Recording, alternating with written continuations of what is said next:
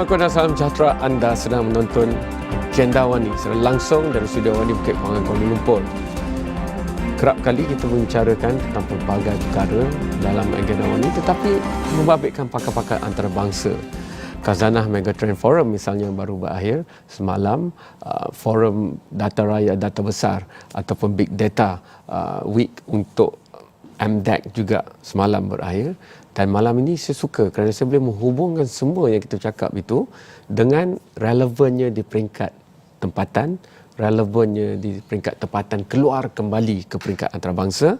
Dan tujuan saya bercakap demikian kerana jarang saya boleh mendapat syarikat yang tonggaknya berada di luar, akarnya berada di Malaysia dan hasratnya global. Dan itulah syarikat Serba Dinamik. Tahniah kepada orang-orang Sarawak kerana ini adalah syarikat akar umbi asalnya dari Sarawak, tetapi kini diterajui oleh mereka yang pelbagai, walaupun core ataupun tim yang dalam tu masih lagi ramai orang Sarawak. Salah seorang yang bukan orang Sarawak adalah saudara Roslan Osman, Naib Presiden Projek Khas Serba Dinamik Holdings Berhad. Saya tengok tadi kalau pasaran saham, wah tinggi juga. Mana syarikat lain, Serba DK kodnya. Tapi malam ni kita nak lihat, saya rasa sudah 2-3 kali saya berbincangkan Serba Dinamik, tetapi lebih kepada kapasitinya sebagai syarikat pembekal perkhidmatan dalam rantaian bekalan petroleum ataupun minyak dan gas. Tapi kali ini saya juga ingin melihat apa lagi yang ada in the repertoire of Serba Dinamik ni, dalam pengkhususan yang ada. Dan saudara Roslan adalah yang terbaik kerana special project ataupun projek khas. Tapi sebelum itu mungkin macam mana orang lahir kat Negeri Sembilan, sekolah kat Negeri Sembilan, pergi belajar kat Stern Business School in US, tapi boleh kerja dengan syarikat tegar Sarawak ni. Right. Assalamualaikum. Thank you for having me today. It's a long history, but I think I joined Serba in June 2016. Okay. But prior to that, I'm a banker at heart. I started my career as a banker with OCBC Bank. Being a banking industry, you move around.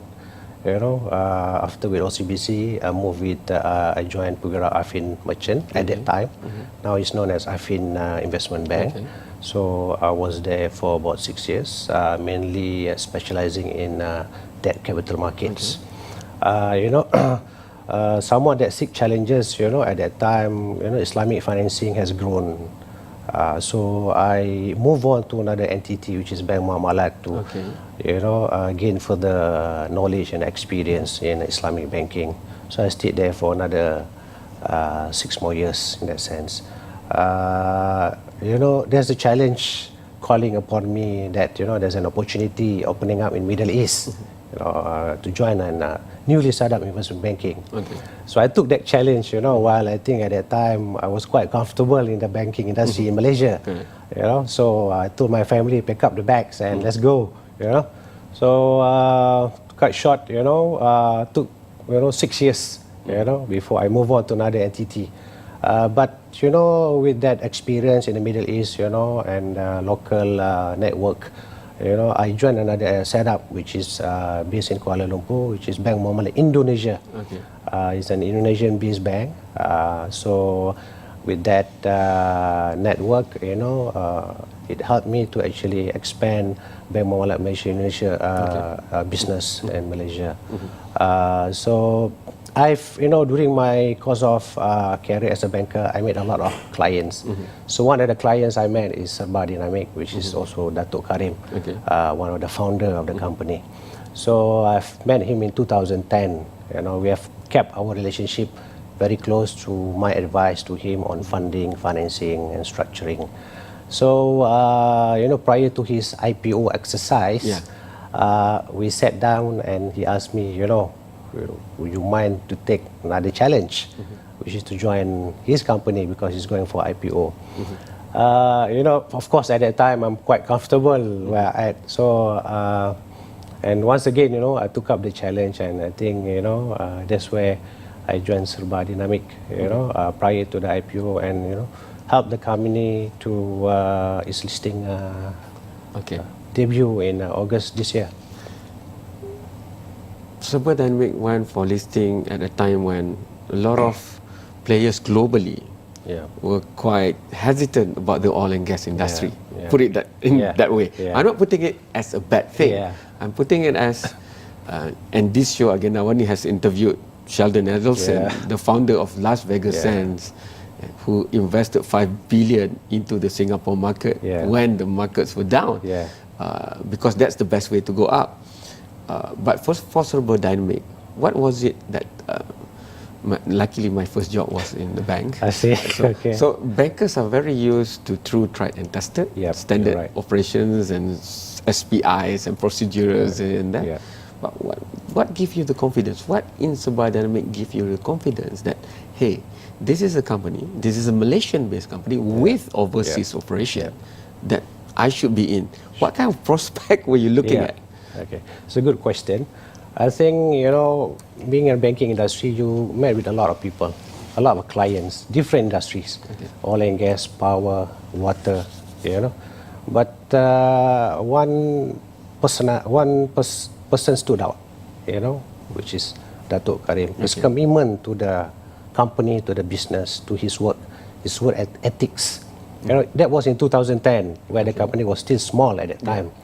But, being a banker, you see there's a potential, in a company that can grow, So that's why I think, as a person, you have that connection, at that point in time with the founder of the company, that one day this company will grow up very fast and, it's going to go very big. So when he asked me to join him, it's not about trying to assess, the industry, the market, but I'm looking at the person itself.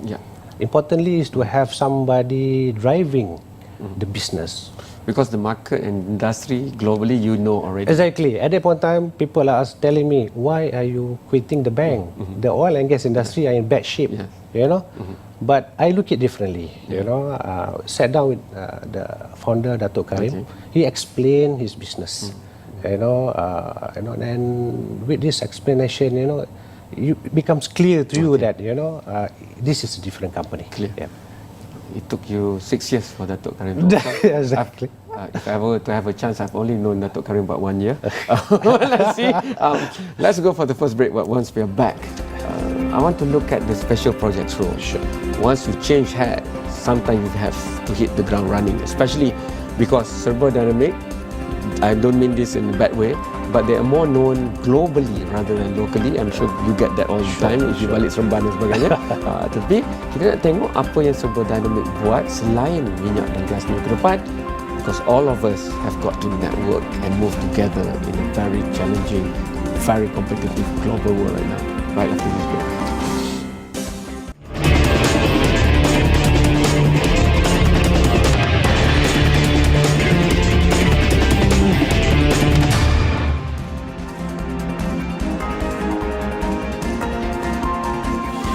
Negeri Sembilan born top-level executive in the financial world globally, not just for Malaysia, but Saudara Roslan chose to go to the other side now. He joined his client practically. Serba Dinamik is a fast-rising entity. Go and check Serba DK on the local bourse and you see how much of a darling stock they are since their debut not so long ago. Now I'm seeing them being quoted going all the way up past RM3 value. So that's a lot of faith just by the financial market. You know financial markets very well. But now let's talk about after oil and gas, which is the bread and butter for Serba Dinamik. That's not enough. Now you are solely tasked with looking at the non-oil and gas. So what other than oil? I know there's water. Right? Exactly. I heard rumors about broadband, internet, or whatever else. I don't know. These are rumors, so I want to get the clear picture from you. Sure. I think just to add to that, it's a conscious effort by the shareholders. I think because if you look at the owner, the founder, they always look at few steps. So in that sense, they feel that with the fluctuation of the oil and gas industry, they need mechanism where they can sustain the company. Okay. Company is going to go big and bigger. It is important to have an avenue for different kind of revenue to come into the company. That's where the special project comes into place to identify within the scope of engineering, within the scope of the expertise of Serba Dinamik. So we are not saying that, when we talk about non-oil and gas industry, we can go everywhere. But we are very focused in that sense. Like you rightly mentioned that we are now into water treatment. We are also in power generation. I will touch a little bit as far as these two sectors concerned. We are currently undergoing a project in Kota Marudu, Sabah, which is 29 megawatt. Is currently progressing very well. Work on site is currently, I would say, on schedule. This is one of the so-called diversification that are taking place in Serba Dinamik. So we are used to having contracts, maintenance. Now we are asset owner. All right. Not just asset owner, we are also the EPCC contractor at the same time. Along with that package, we are also the O&M, which is the operation and maintenance operator for the project. So, it helps in that sense that we have the full spectrum of the business now. Instead of just looking at one segment. It's almost end-to-end, isn't it? It's almost end-to-end, exactly. And we're also looking into water, which we replicate the same model in what we do in power. We are the asset owner, we are the EPCC contractor, and potentially we also will be the O&M, which is the operation and maintenance operator. A lesson learned for many executives. Sometimes when they put in the silo of a business unit, the spectrum is just based on the business unit. But the wisdom that you have, thinking from the financial side before, meaning before you go and present something to the board or to the CFO, you already know the points that you should be presenting. So anything that you look at will already coin the financial side ingrained in the DNA. How much of an advantage is that? Because if I bring this discussion to a regional Asia level, China, for all its might, is still having to look at specific mechanism just for end-to-end financing. Hence AIIB, the Asian Investment Infrastructure Bank. So for Serba Dinamik, how do you look at this combination of wanting to grow, build new revenue streams, at the same time keep the cash flow and the solidity of the financial aspect? I think if you look at the model that we are trying to actually push in Serba, I mean, the oil and gas business are very solid. They have been there for the past 23 years. They've been growing very fast.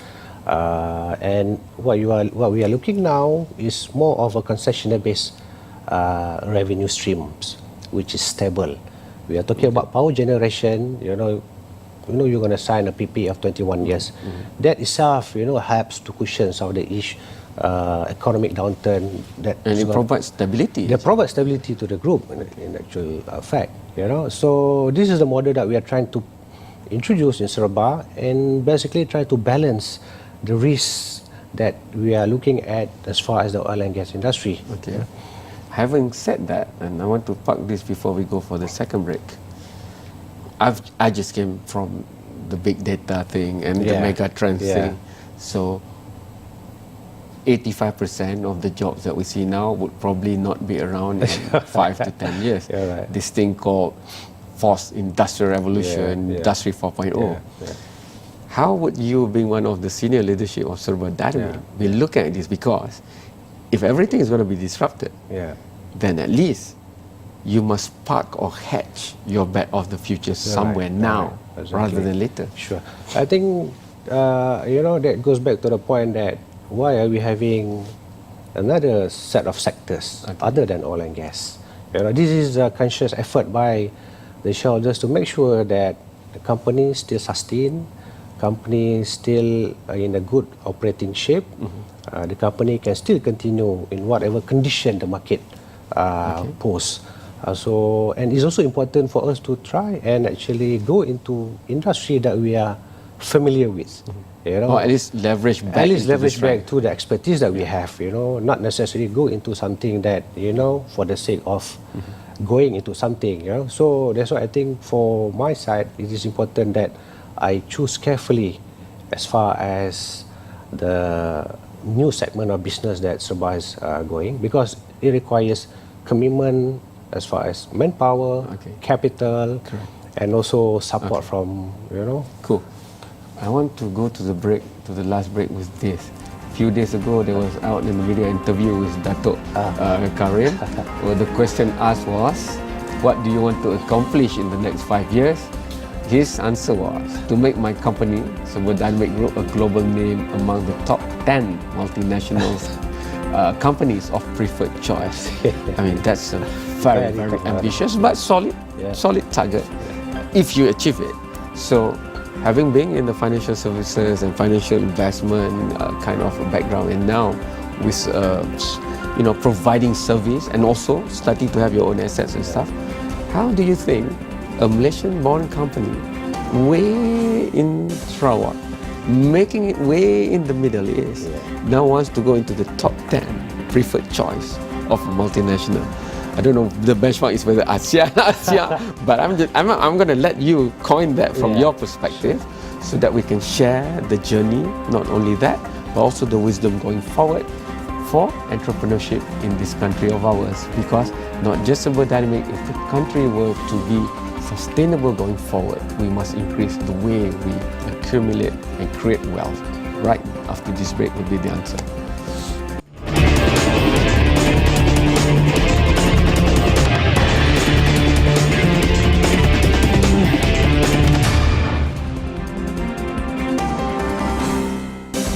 This is the end of the year, and PT3 is coming soon, and that's SPM and STPM, and this is the day and age where you not only have to be looking at your results, but already imagining whether you want to be a salaried worker or you want to innovate and partner great institutions of the country.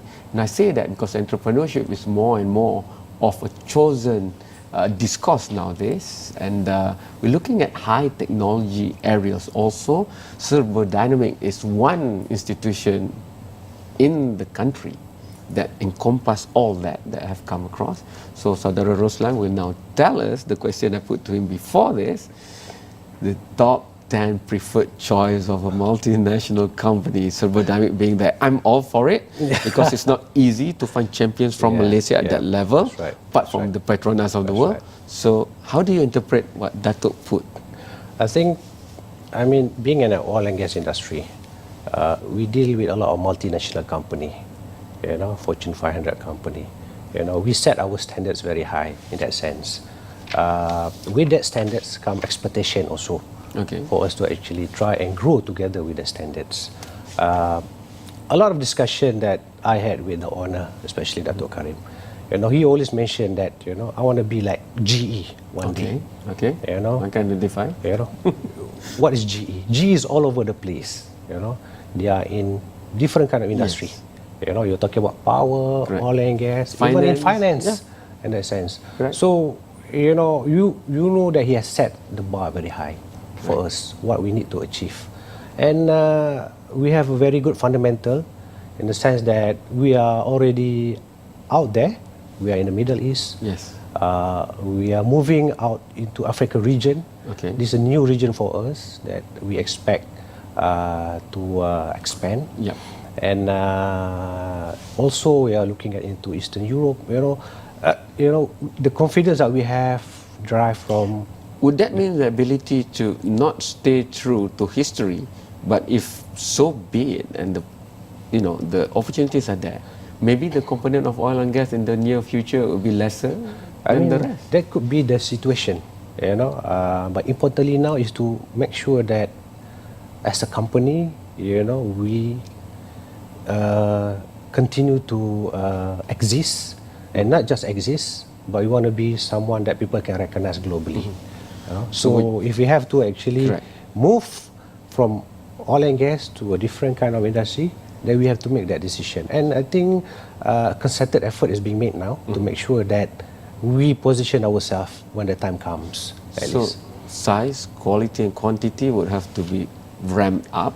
Definitely. Just like I gave the example of China in AIIB. there need also to be a financial, not only growth, but to come in, because there will be capex, there will be infra, right? Sure. And there will be more talents that will be needed. Yeah, exactly.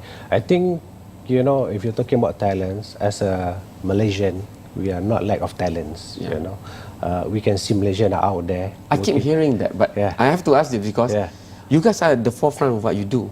Certain areas, I'm sure you can count the company that is able to do that kind of job, within one hand. Yeah. So, are you very sure that we are not lacking talent, that we can get that? I mean, the issue is that talents are plenty out there, but the talents are with other organizations. Where are they? That's the point. Exactly. It's not an organization which is built by Malaysians. It's an organization employed by multinational, by foreigners. So, I was in Bahrain. Work with people other than Malaysian. So we can compete easily as far as. It's not that we lack anything. It's not that we lack anything, exactly. So as far as that's concerned, it should not be an issue.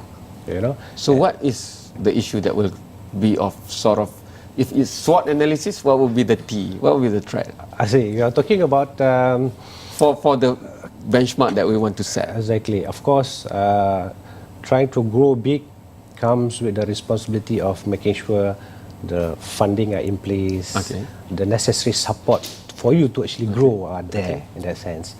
Of course, there's a lot of school of thoughts also in the sense that, if we were trying to go to different industry, for example, power and water, some people will say that, are you going other than your traditional scope of work? So this is probably some of the resistance that you will see.